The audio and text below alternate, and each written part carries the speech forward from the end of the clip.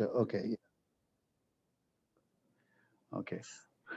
Welcome to another conversation with a wonderful poet on the program Talking with Poets and for the Poetry Channel. And we have this afternoon Ethelbert Miller.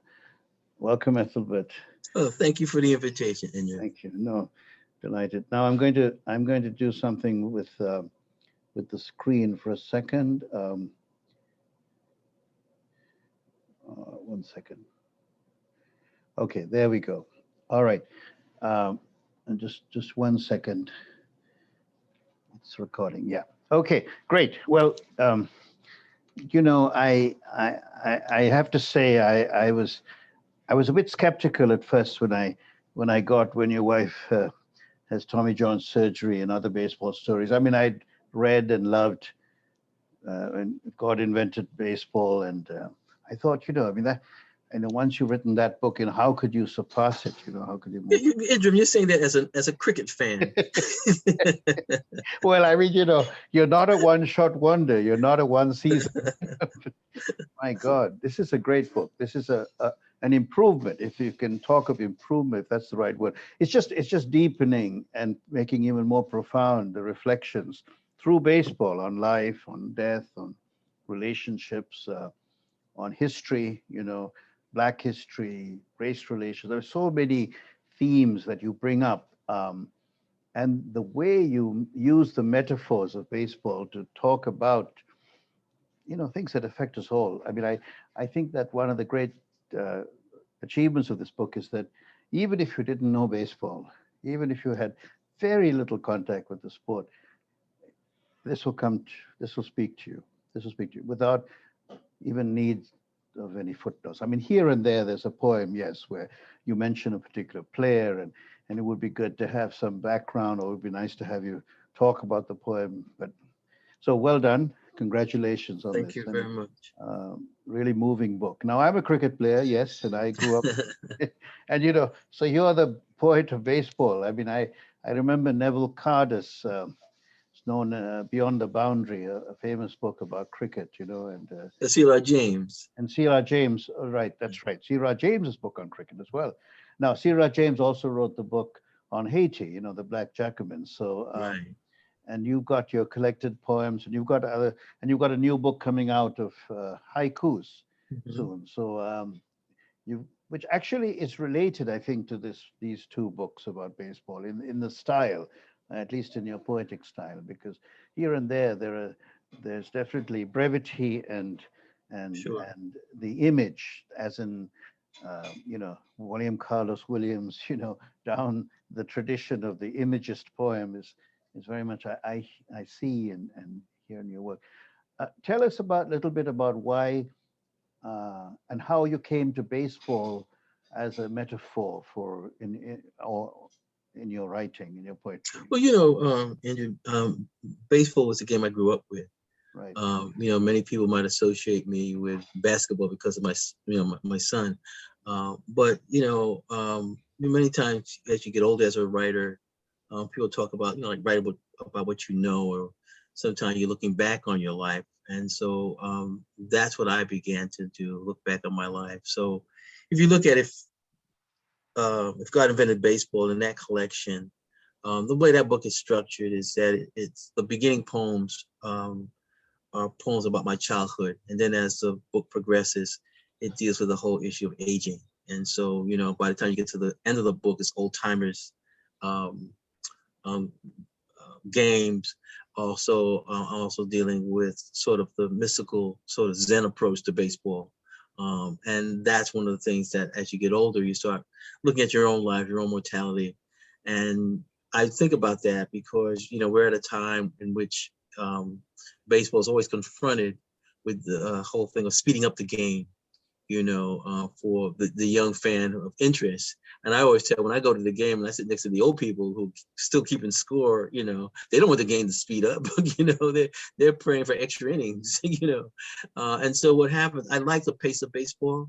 I think in between innings, it's very meditative. And what I try to do is explore baseball from various different angles, Right. If you just look at the table of contents of If God Invented Baseball, you just read straight down there. There's just references to, baseball terminology. And then I take it into a poem. But I think in this second volume of baseball poems, it's a little different. When I look back at this collection, one of the things I'm the proudest of is the fact that there's a lot of references to the visual arts. Hopper, Marcel Duchamp. And so I really wanted to say, okay, let me look at poetry through the eyes of the visual arts, because I knew I had been relying on many poems that make connections to, like, say, jazz. So I was just trying to expand, my voice and my work in terms of, still baseball, but more deeper examination. Right, because you're looking at baseball and you're talking about jazz. You're looking at baseball. You're talking about painting, about visual art. Yeah, and I remember that poem where you talk of Picasso and the abstract. Right. That's lovely piece. Would you like to read a couple of the poems from the Yeah, new I'd book? like to read them, and I'll read them in certain sorts of order, as you were saying, Right, right.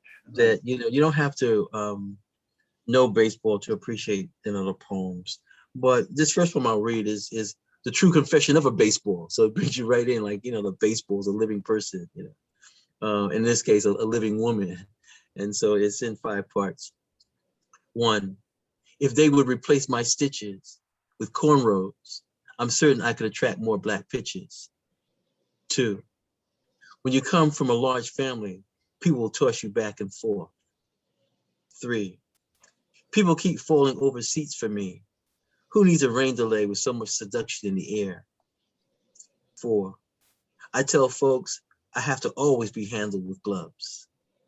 5, every time I brush against a man's jersey, he tries to get to first base. Each one of those are kind of funny. Yeah, The first yeah. one, you're dealing with the fact that there are very few black baseball African American players playing, and then even in the history, you look up, there's very few African American pitchers. So I have this joke: if they would replace my stitches with cornrows, I was certain I could attract more black players. It was like a joke, but at the same time, it forces you to think about the representation within the sport. And then also the issues of gender Right. are captured in the last of the 5th section, where I write, every time I brush against a man's jersey, he tries to get to first base. Let's talk about representation in the sport, because it's interesting.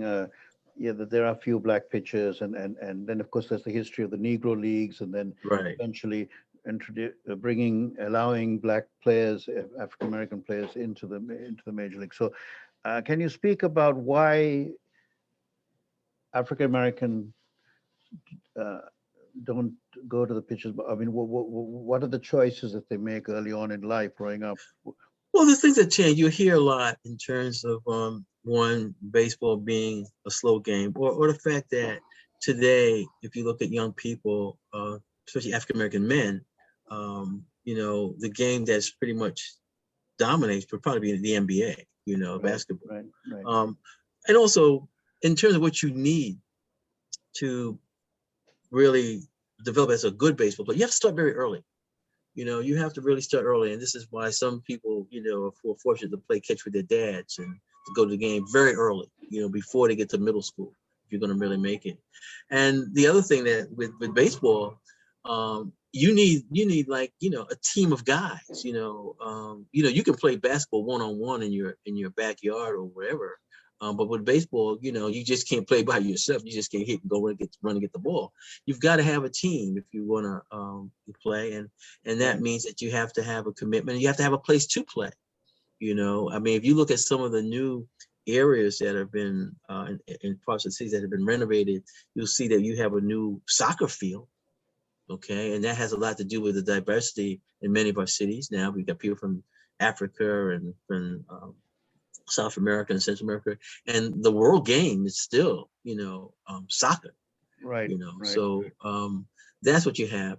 And so, also in terms of the marketing of a sport, many times people get pulled into a person who is selling you sneakers or soft drinks. And so we grew up where we were seeing Michael Jordan, and we seeing all these other, Steph Curry, we seeing all these other athletes in the ads. You don't really see too many baseball players selling products. especially in terms of our national forum. So that has a lot to do with the tracking of of people to the game. I think that what you see now, if you take like the Dominican Republic, well, because kids there, young kids play with, forget the field, they're playing all the time. And they also playing in terms of, hey, there's a goal. If I am really good at this, I can feed my family. So you have a real motivation. Okay. And you hear this when you come back to the States. You hear a lot of guys. I mean, I'm thinking of Allen Iverson when he left Georgetown early to turn professional. Yeah, I want to take care of my mother. I'm going to take care of my mother. If I got a chance to get this NBA contract, I'm going to take care of my mother. She's a single parent. You got those stories. And so a guy is out there dribbling and shooting basket because that's his way out of the inner city. That's his way of taking care of his brothers and sisters. Well, This is why, when a player comes back home, there's so many free tickets that the family wants. Right. Tell me something about another sport that's very American, which is football, right? And you have the quarterback who tends to be often white. And then is there any parallel to white pitchers and white quarterback? Well, or is it a different thing entirely? We say that, but if you look at the sport closely, the most important position on a football team is not the quarterback. Okay. It's the center. It's the center. It's the guy hiking the ball. That's the guy before he hikes the ball to the quarterback. He is the one looking at everything. That is the key. Now, look at how many African Americans are centers. Very few. Okay. The same way, how many African Americans are third base coaches. Okay. There's just certain position. We think of the quarterback because what happened, we think that he is calling the game. Okay. Many quarterbacks really don't call their game. And Tom Brady might call his game. But what happens is that right now you got a helmet, you got to play, things of that sort. You are pretty much know what the playbook is. Now, what happens, very few players are at that point where they can call the audible and change it. But what happens is that in the packaging and the selling of the team to the fan base, you want to have that handsome quarterback, with the hair flowing and stuff like that. And if you go back to our movies, look at the high school movies, with the boy meet girl type thing. Yeah. And it's always like the girl, like, oh, the quarterback, he's a husky. I want to go with yeah. Did you ever see a movie with a girl, the cheerleader, falls in love with a heavy set offensive lineman? No. Okay. But it's that heavy set offensive lineman who really calls the shot. That's what you're saying. Yeah, right. Or what happens is that means that you're gonna have a 300-pound kid, right?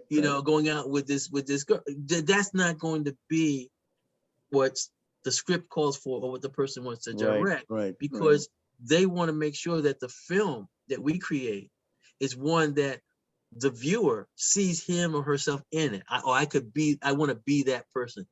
She gets to date the quarterback. That's what I want to do. And so you see that on the screen. All right. Can we talk about baseball as a way of teaching us to be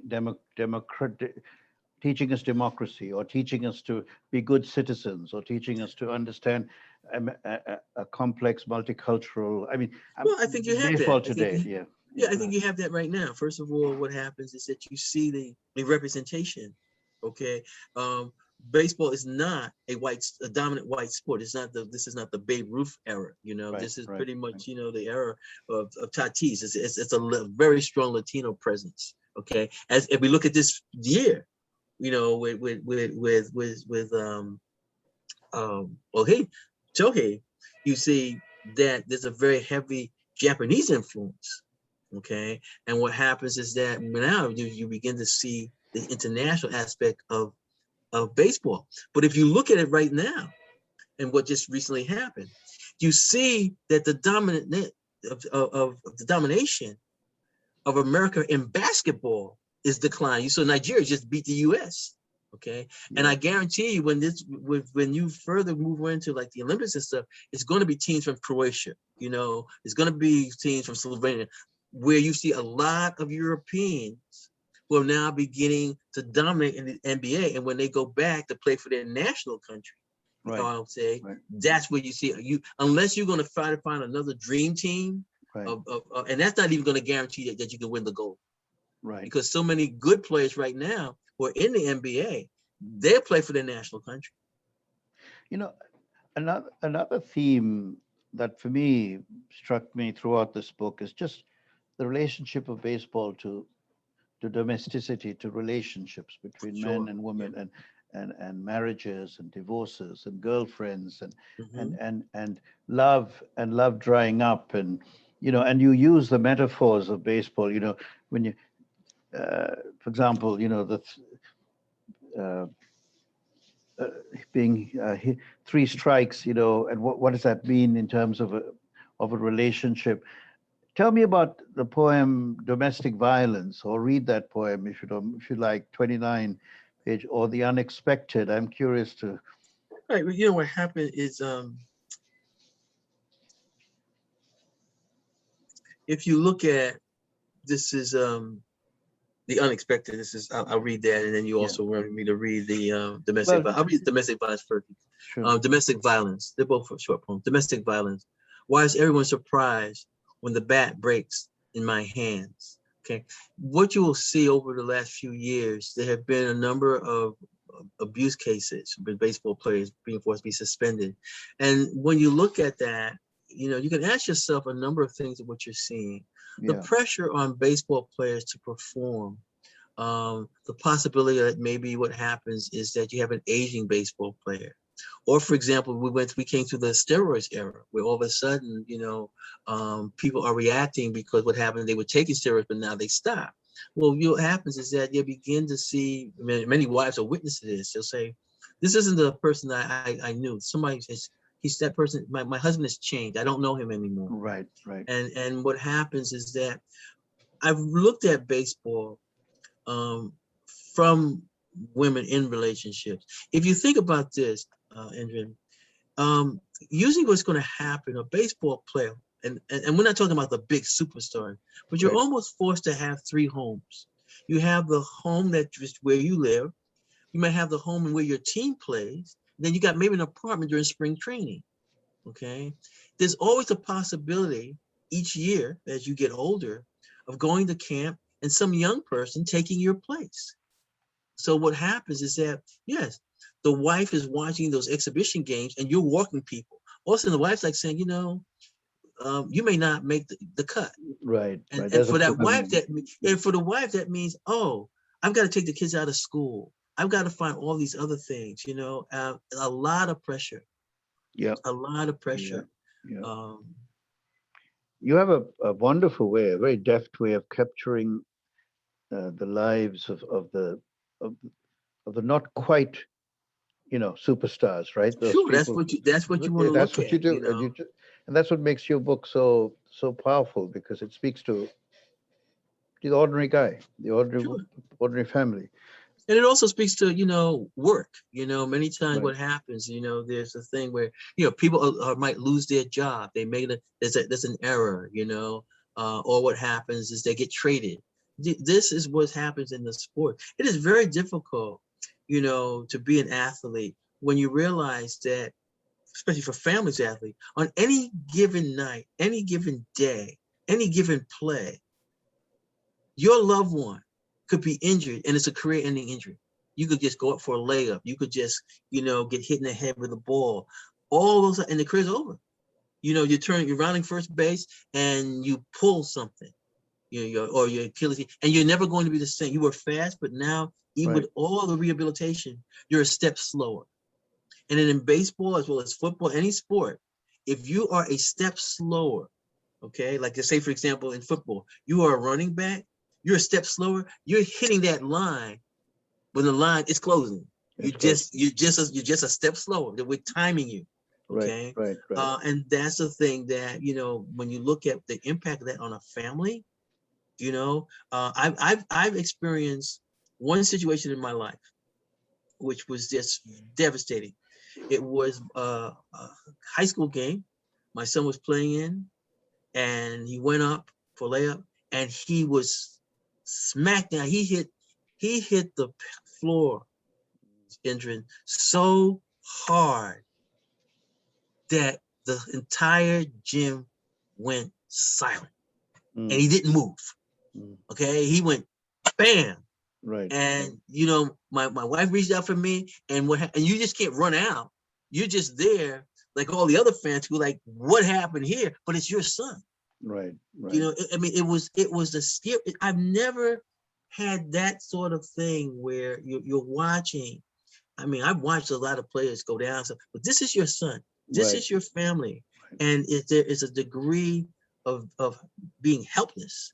And what you're looking at is that, okay, what does this mean for my son, you know, the next day?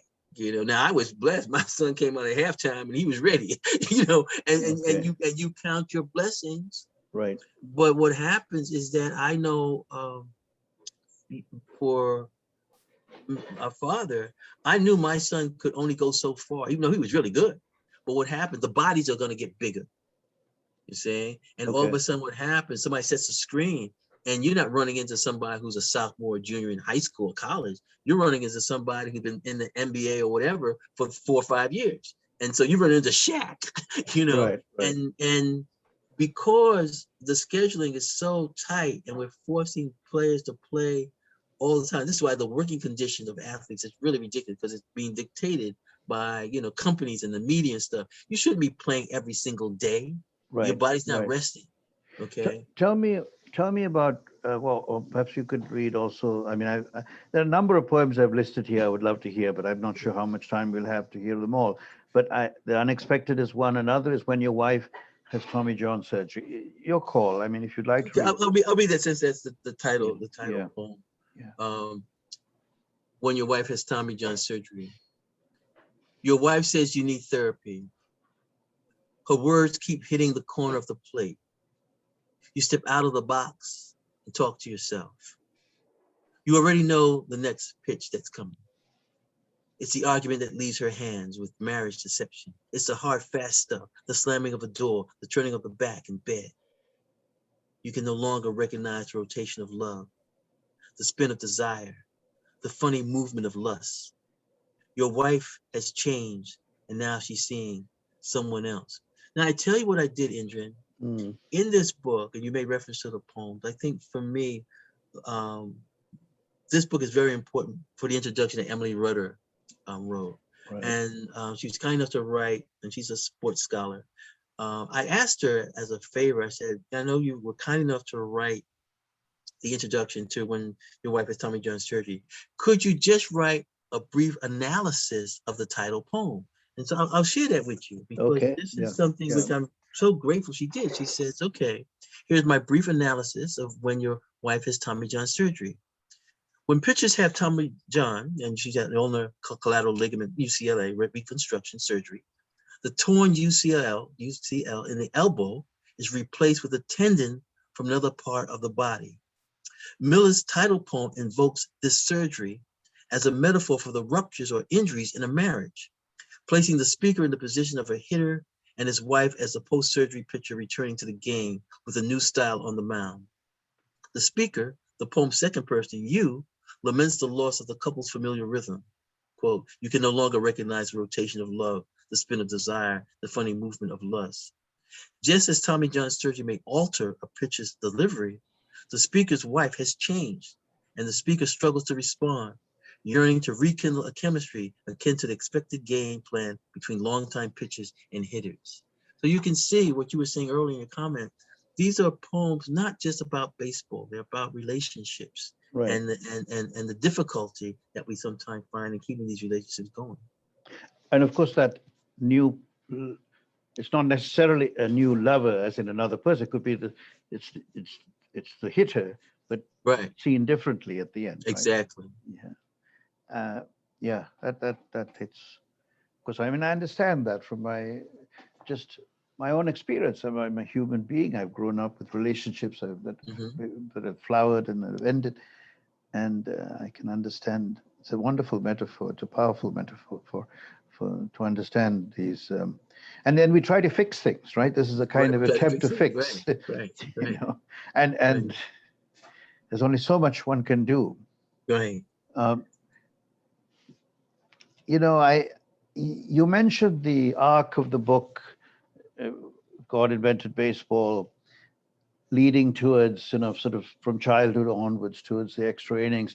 But I think in this book too, you move towards extra innings at the end. I think extra innings is a fascinating concept, right? Because it's about aging, it's about how Right, much time do we have left, you know. right, And and in this book also, you address the pandemic. I mean, the exactly. baseball season that was not, which, Right, and how could there be no baseball? I mean, you sort of address that question in a sure. poem. So, but somehow we've gone through that, or we're going through that, and and there's baseball again, and Hmm. the sun does rise in And I think the that's next very day. important, Indran, when you Yeah, look at it. You know, just as we got the vaccination and stuff, right, what people saw, like because the baseball games are outdoors, that's when the was like the first sport. You know, the basketball was being played in a bubble. You know, and so as you right, really talk, and the Super Bowl, was ending. But the baseball season was beginning, and this is an opportunity to get baseball up and going. Okay, leading up to almost like today, just right now, leading up to like the All-Star game.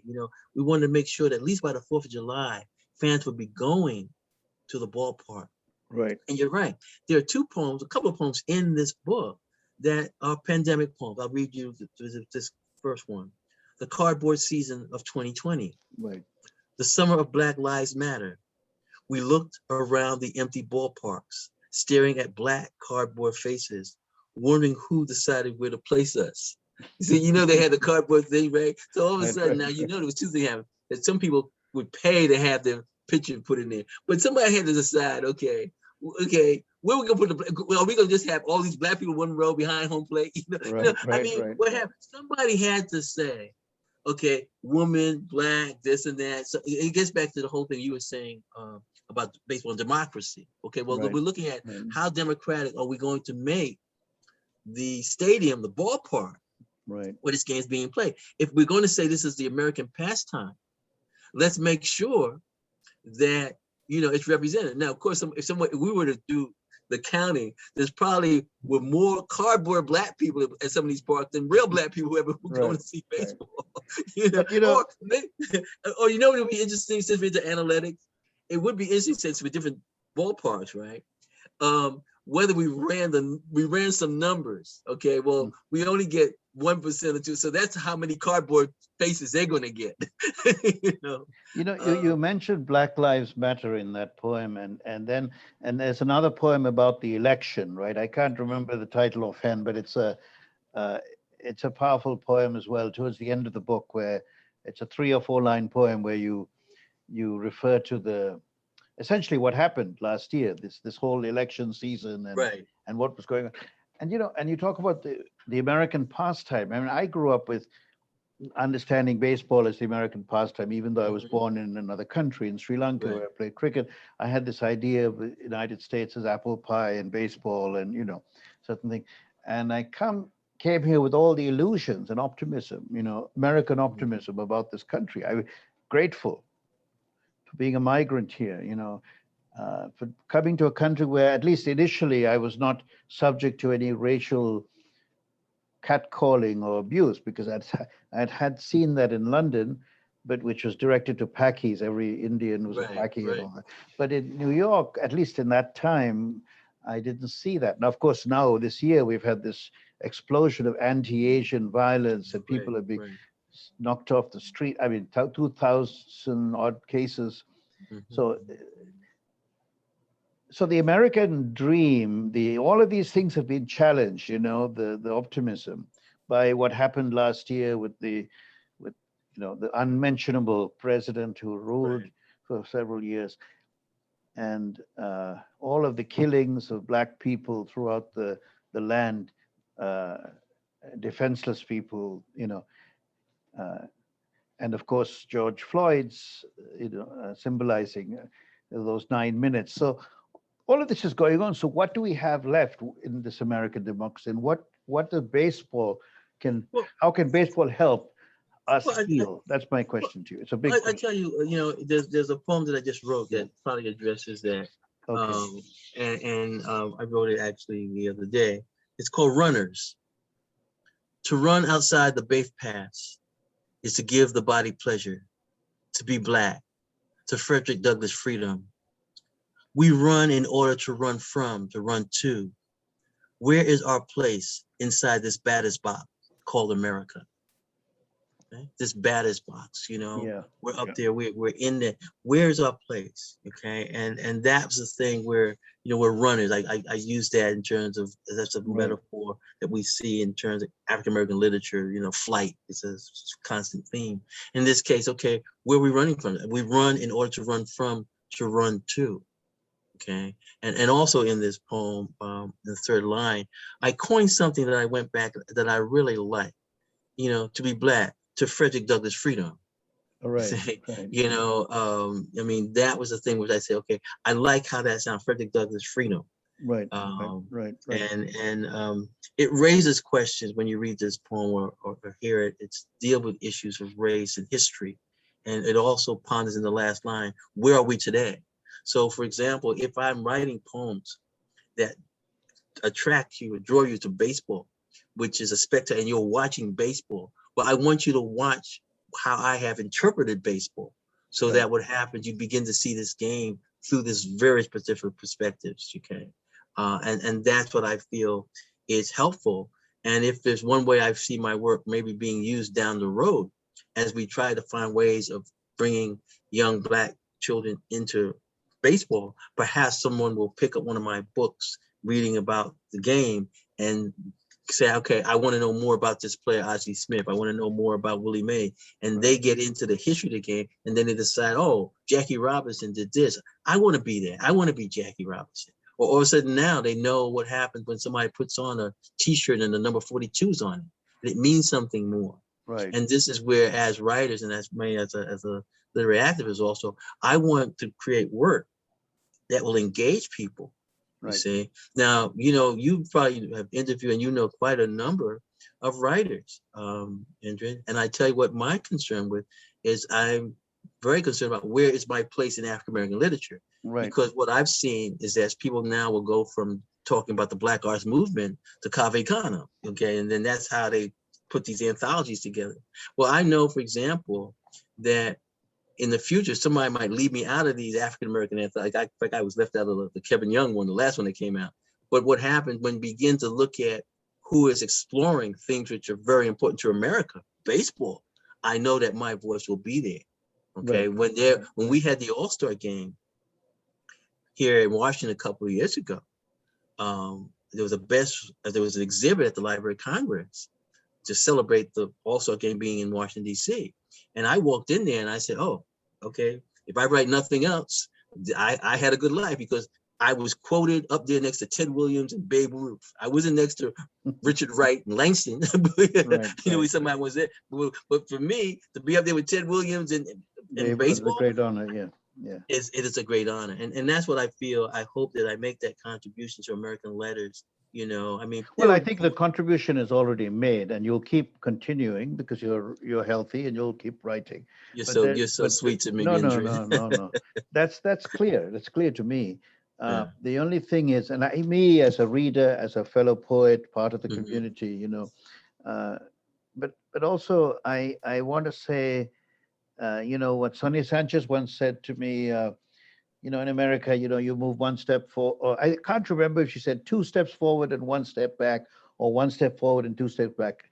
And she was talking about political assassinations, like the assassination of Martin Luther King, or the assassination of Robert Kennedy or Malcolm X. She was talking about elections, like the election of Donald Trump later on. You know, this was before Trump, and I'm thinking, what you're writing in this book, these books, is a humanist. These are humanist poems. They're life-affirming poems. They're recognizing truths, hard truths sometimes about, you know, divisions in relationships and disappointments and fears, and we all have, as we look at, you know, as you mentioned, the wife who has to then make that decision to take the kids out of school and go back if husband does not make the cut, you know, in spring training. So all of this, I think, is true to life, and I mean that's, I think, the greatest compliment one can give to a book, that you have been true, and you are true to lived experience. But I do like to think that poetry makes something happen, you know. contrary to what Auden wrote about it making nothing happen. I think you are an activist in these poems, as you are in life, and in other writings, and in your radio programs, your television interview shows. I mean, your contribution goes beyond the written page. It's also as a raconteur, as a speaker. There's an audio file on you, in the history books of America. Right. Yeah, somebody's keeping the Yeah, record. right. Hopefully. Yeah, hopefully. So that's all good. That's all good. I'm just in case somebody who watches this show doesn't know. I think it's important for them to know that every week you interview people, writers and others on radio, and you do this television interview program, which has been properly honored and so on. But getting back to these books, I mean, yes, your legacy. I mean, you have these two books that are timeless. They're popular, and in the sense that you're talking about a pastime that touches people throughout the country and in many parts of the world, right? I mean, you mentioned the Dominican Republic. I've spent time there, and there's in one poem you finish with the words in Spanish, "Juguemos, let us play," right? And it's a beautiful poem. I don't know if I can't remember the title of that particular poem, but it's one of the poems towards the end of the book. Yeah, well, I wanted to comment on the international aspect Right. of the game at the end, and then also the last poem. It's pretty much speaking to us coming out of the pandemic. Right. And that's entitled, and I'll read that: "When the games return." Okay, go ahead. When the games return, we will not hide behind the mask. We will race out onto the field to bask in fellowship and embrace the sky, sun, and the four bases below. There will be no fear in the air, no sickness in the stands. There will only be cheering, clapping, and the knowing that baseball is what matters, and our dreams are round and hard and at times get caught in our gloves. When the tarp is lifted and rolled back, a sudden beauty will appear. It will be the memories of what we've missed and what we love. It will be baseball. It will be prayer. Oh, beautiful, beautiful. And I wanted to end with a poem that's is uplifting. I think the catch there is that the poem is dedicated to Emily, who wrote the introduction, and I was writing a poem because we were talking about baseball. It was very important to her as a scholar, that this game that she loves.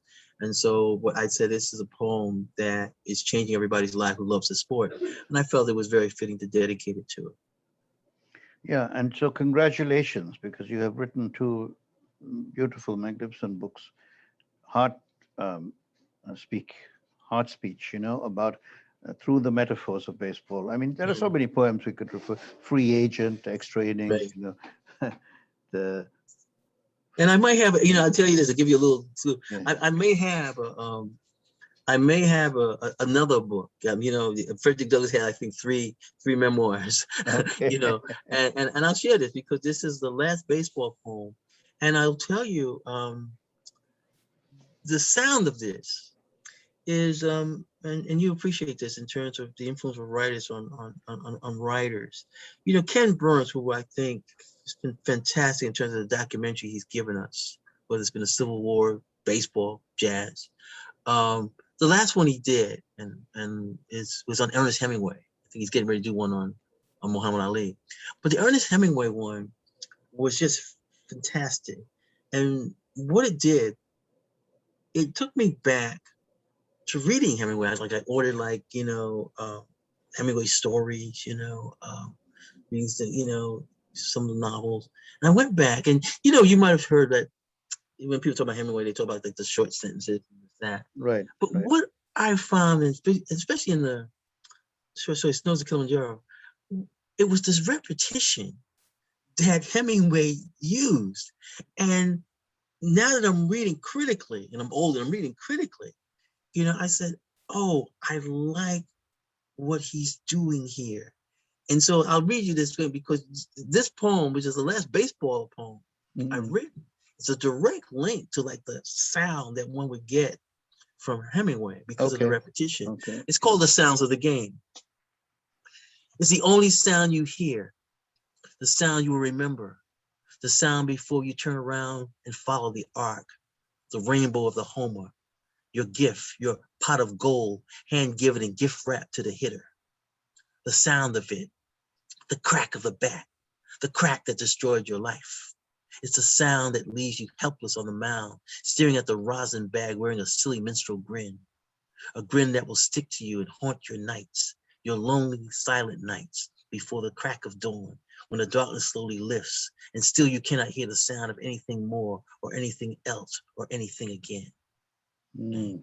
And there's one line which when I'm thinking of it, which to me resonates long after I've written the poem, and it's the line where it says, "The sound of it, the crack of the bat, the crack that destroys your life," which reference to like crack, the drug.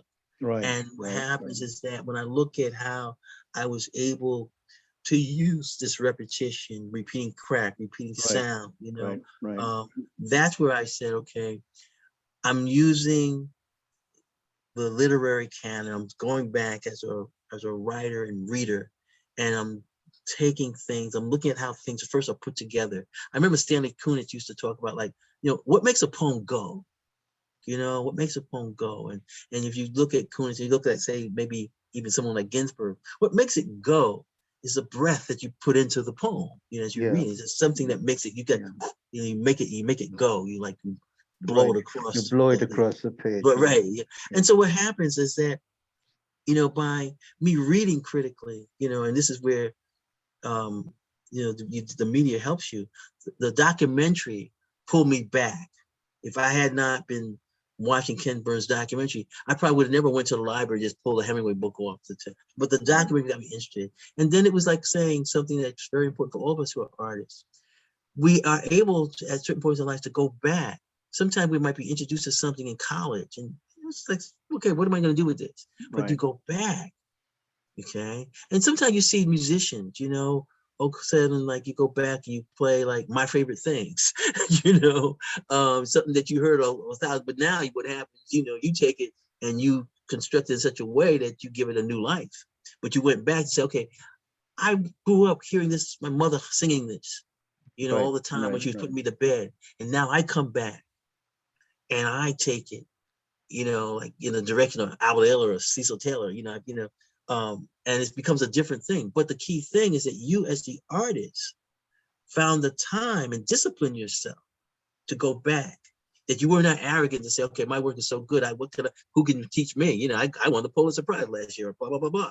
I know Oprah, so what happens is that for me, to be open at this point in my life, to take on, that's what I want to do. I want to challenge myself. And that's why the other thing, which this book is, you'll see that the poem during different forms, whether it's sonnets, so what happens is that at one time somebody would say, okay, where's the craft behind all of this? Well, yeah, okay, well, do you want the craft? Here's the craft. Here's the craft, right. Yeah. And you're engaging with history, and you're going back, and you're humble enough to be able to go back and learn from books and writers. Right. And your audience is not only living today, but it's living in the past, as well as this imagined future. Well, I tell you what I'm so happy about. I got invited to the baseball pandemic club. Like, I didn't even know there was a baseball pandemic club. Okay. But what happened, I got invited to join, and I feel so honored because, it's a group of all the major, like, sports writers, and when I looked at it, names that I knew, New York Times guys like that, the books. What I felt good is that when I looked at this fascinating connection of people, I'm like the only person writing poetry. So in terms of genre, I feel like I'm doing some cutting edge stuff. I'm doing this in poetry. I'm not a novelist. I'm not a sports writer. I'm not writing a play. But I'm doing poetry, and so I feel maybe down the road, I get to know some of the guys, and so hopefully within the baseball literary world, my work will have a thing where I'm influencing other of my colleagues, and that's always a high on. That's like say, hey, I made the team, And you're a missionary for poetry in that sense, and that's a good thing. I admire that greatly. I dabbled in it too. I mean, I write a column for a Dominican newspaper, which is a poem, and then I do the same for Haitian newspaper. And just the fact that I'm writing a poem in a in a space that's Fair, usually right? prose, that's usually information, is just, I don't know, it pleases me no end, and I'd like to keep doing it. And I'm delighted to know that you're bringing poetry, the poetic vision to these sports writers and who cover baseball. I mean, the responsibility of the poet, of the writer, and the teller of the tale, it's not just a game, it's one Mhm. thing, but it's also, is it a replacement for life, or is it a way to live life in a more, in a It's really, healthier, really more nice. fair? Andrew, if you Yeah, look at something that just took place, which was yeah, very important because we had gotten away from it, but it was restored, because of the last election. Um, President Biden invited the Los Angeles Dodgers, who won the World Series last year, to the White House. And under Trump, that has become a very political thing. Some of the athletes didn't want to go. They were all there. Okay, right, they were all there, and it was very important. And I think Biden administration realized it. I think whoever prepared Biden for his remarks knew it. That okay, this is the Los Angeles Dodgers. This is not just any baseball team. This is Jackie Robinson. So this, and then what happened? Biden spoke not to just them as baseball players, but as a baseball organization, an organization that's taking a leading role in terms of opening up the stadium for COVID vaccination, a team that was very active in voter registration. So he was able to make, like we're taking this conversation here, linking baseball to these other issues. right, Okay, right, groundbreaking. When we look at the civil rights movement, we have to acknowledge Jackie Robinson breaking the color line. That right, becomes very important, and to see that being restored. And once again, here it is. It wasn't like some of the players had something to do, didn't want to come. They were all there, they were all and there. and Yeah, and and that joy of being back in the White House, because some people will only go maybe once in their life, right, right, and to see the other thing, which is very important and it's very subtle, very political. But whenever a team would be invited to the White House, one of the things, especially like in baseball, they always presented the president with the honorary like jersey with that number on the back, so whatever. mhm, So what happens is that Biden is a 47th president, so they give him his number and stuff, number and so that 47. was it. But then Dave Roberts, who's black, a manager of the Dodgers, he came to the White House to see Kamala Harris. That's who he came to see, and so he got to give Kamala Harris a Okay. jersey too that Oh, said good, good. 49. 49.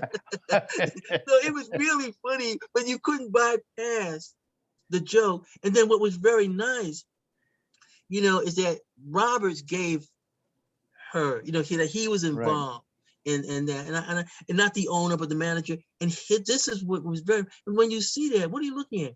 You're looking at a black manager of a key team, and this is what was Jackie's legacy. Okay, this is great. Right. I'm playing baseball, but when are we going to own teams and manage teams? Okay, you Right. see that, and then he's giving that to the first black woman who's vice president of the United States, and maybe she will be the 49th president of the 49. United States.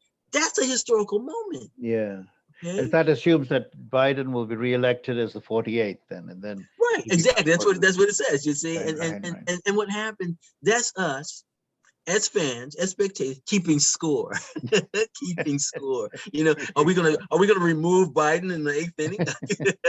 Is he gonna No, no. last? You know what I'm saying? That's All right. those That's type of things. interesting. Where somebody say, "Oh, Kamala Harris, she's just a relief pitcher. She's not really a starter." Right. Yeah.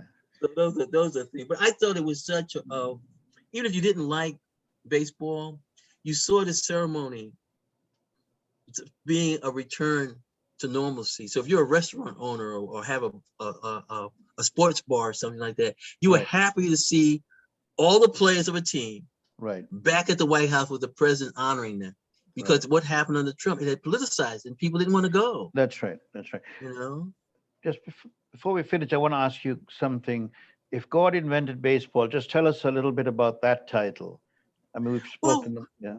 what happened? I mean, I have the title poem. It was a Yeah. whole thing where, it's a thing in terms of this game that man has prevented. What if God had invented it? Okay. Okay. I think this is, when we talk about the fact that what makes baseball so very human is that you can make an error. You see, that's what it is. Not a foul, but an error. Okay. You can pitch a perfect game, in baseball. But then at the other time, baseball is the one game that can go on forever, really. Okay. I also like that baseball is a game that begins and ends at home. Okay. And when you look at this picture, yeah, it was very good. Okay. I'll show you about two covers. Yeah, this is Satchel Paige. And I like Satchel Paige because he's looking like he's God. He's just rested, Right, I mean? right. And so I like that. And when you look at covers, because you can put the two together, okay, when we were looking at it, Right. I went with a cover that has not baseball. I had the nurses, so we were looking at operating rooms. We looked at, but I knew I wanted something that was a medical image. Yeah. I didn't want another baseball image. I just wanted to have it in terms of, somebody would be intrigued by who these nurses were, the title, what is Tommy John, and pull people in. You see, it'd be really nice. I go to some sort of hospital and somebody's got this book there. In fact, well, I'm a believer in the number 3, right? So and there's 3 acts to a play. Well, I think there's another book. I got enough poems for another baseball book. Okay, well, there you go. Very good. And so not only the haiku book, but another baseball book. Yeah, I think so. I'm working on that. Very so good. It's going, and I'm not forcing myself. The poems come, but I have been doing like how you would do field research. I have been going out to games, and what I like to do is look at the game from different angles. Right. So that's what I think is coming. And then I would say this. This is very important. We're talking about the Dominican Republic and Haiti. Right. I was so happy of the people who gave me book blurbs. One is Nancy Morajan, who's like almost a national poet of Cuba, who I have a wonderful picture of us at a baseball game. But what I didn't know until she told me is that her father was an umpire in Cuba. So it's very nice. And what's just been really nice is that Nancy has translated many of the poems in this book into Spanish. So wonderful. I feel that it will definitely reach another audience. And then the other person who gave me a blurb was the great dancer and choreographer Liz Lerman, who's a baseball fan, But I also like the fact that when we look at baseball, especially in terms of the player, there is a choreography. There's a beautiful way in which a shortstop plays or a second baseman. And so I wanted to say, okay, wow, somebody who knows Liz Lerman picks up this book and say, well, Liz Lerman has a blurb. I mean, what's the connection? Because what happened, she's a baseball fan. And what happened, I wanted to make those connections between baseball and other countries. So Nancy Morajan's quote is very important. It's no different than right now, Derek Jeter, who's part of the management of the Miami Marlins, is insisting that all the people working for the Marlins learn Spanish. Okay, so if I'm going to write a baseball book, I'm blessed to have someone like Nancy Morajan blurb the English one, and also in our own time translate some of the poems into Spanish, because that's a wonderful thing. So that we can even start to dream of a Spanish edition of your right, exactly. And you put out, how one of the poems has the word of Spanish, let us play, and basically what happens is that's dealing with the international aspect of the. I would like to. Where is she based? Your translator, the one. Well, Nancy Morajan's in Cuba. In Cuba, so she could produce the book and publish it. Well, she's translated some of the poems, and she has published some of the poems in I think some publications in magazines. Because of our relationship, I haven't been able to see her travel, but she's been very important. And this gets into the whole thing of our governments. You can't politicize. You can't reach a point where people don't want to go to the White House. You got to realize that, okay, when you're talking baseball, at the same time, Shohei is playing, and we're highlighting one of the remarkable baseball players now from Japan.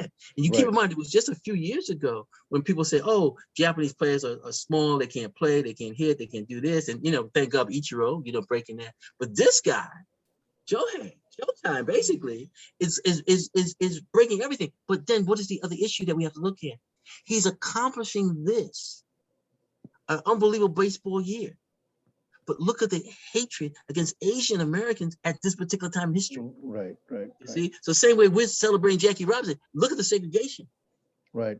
See? So hopefully what happened, we're saying this: if you're going to cheer in the ballpark for this Japanese star, you better also make sure those cheers deal with people who are Asian in other professions, celebrate them and their achievements and their contributions. Okay, and this is where what happened. Yeah, we talk about metaphors. Yeah, this should be this person becomes a metaphor for our race relations. Right. Because at one time we were saying, oh, the stereotyping of Japanese players, oh, it was fierce. It was fierce. They're small. They can't do this. Oh, they can't ignore their records. They're playing in small ballparks. They don't have the even now. You hear him from Chote. Well, he should just make up his mind whether he's going to be a hitter or pitcher. You know, well, Babe Ruth had to make a decision. Yeah, well, Babe Ruth was white. Maybe that's, it's good for him. You know what I'm saying? Why are we going to take that much? Here it is. Okay, and I tell you what's happening now. He might, at this rate that he's going, he might break Barry Bonds' record. Okay, so now the baseball people are going to cheer for that, because now what happened, you can't say this guy's on steroids. You see what I'm saying? Right. So what happens now, where you thought that record by Babe Ruth was sacred, because see, even though Roger Maris broke it, somebody said, well, Roger Maris played in a little more games than Babe Ruth. They still want to hold that up. Right. But if this guy can break that record, okay, keep in mind, we just at half, he got over 30-something home runs. Barring injury, he's going to at least hit 60, maybe, and we'll maybe get to 73. We don't know. But we're seeing something right now that we haven't seen before. Right. But what have we seen before? We haven't seen this real racism come out against Asians since maybe World War II. Right. You know, after Pearl Harbor. Right. Okay. And so what happens is that if we're going to highlight and praise this person, we're going to have to say, okay, we can't tolerate this hatred against Asians in our society. Right. Thank you so very much. Well, thank you, Indran. Ethelbert Miller, when your wife has Tommy John surgery and other baseball stories. Nice playing catch with you this evening. Next time we'll talk cricket. All right. No, we won't. Okay. All right. You can bet on that. Okay. Well, I look forward to these 2 books that are on the way, you know. Okay, Next thank you very much. And the hike. Okay. All the best. Thank you taking the time to reading and close reading and stuff. And I wish you well. Thank you. Okay, many blessings. Okay. Thank you. Bye-bye. Bye.